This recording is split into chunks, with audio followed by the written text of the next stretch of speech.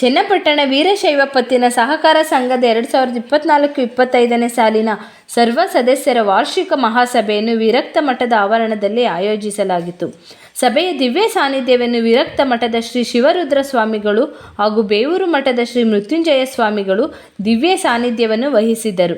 ವೀರಶೈವ ಪತ್ತಿನ ಸಹಕಾರ ಸಂಘದ ಅಧ್ಯಕ್ಷ ಮಹದೇವಸ್ವಾಮಿ ಮಾತನಾಡಿ, ಸಂಘದಲ್ಲಿ ಸಾಲ ಪಡೆದು ಮರುಪಾವತಿ ಮಾಡಿದವರಿಗೆ ಹೊಸ ಸಾಲ ನೀಡಲಾಗುವುದು.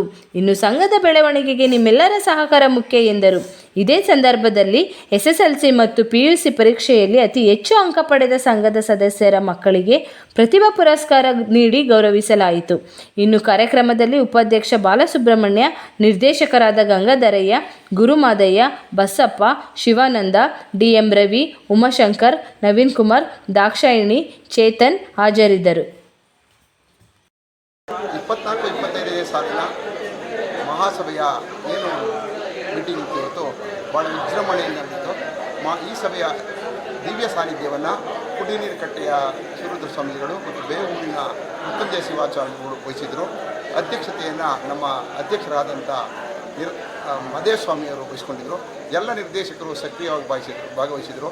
ಏನು ಸಕಾಲಕ್ಕೆ ಸಾಲವನ್ನು ನೀಡಿರ್ತಾರೋ ಅಂಥವರಿಗೆ ಪುನರ್ ಸಾಲವನ್ನು ನೀಡೋದಕ್ಕೆ ಮಂಜೂರು ಮಾಡಲಾಗಿದೆ.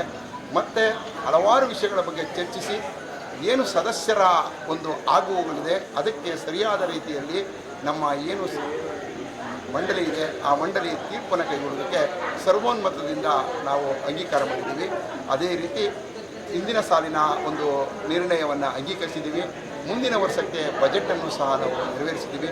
ಮತ್ತು ಎಲ್ಲರೂ ಸಹ ಸಕ್ರಿಯವಾಗಿ ಭಾಗವಹಿಸಿ ನಮ್ಮ ಏನು ವೀರಶೈವ ಪತ್ತಿನ ಸಹಕಾರ ಸಂಘದ ಮುನ್ನಡೆಯಲ್ಲಿದೆ ಅಂತೇಳಿ ಎಲ್ಲರೂ ಸಹ ಸಂತೋಷವನ್ನು ವ್ಯಕ್ತಪಡಿಸಿದ್ದಾರೆ. ಹಾಗಾಗಿ ಅಭಿನಂದನೆ ತಿಳಿಸ್ತಾ ಇದ್ದೀವಿ.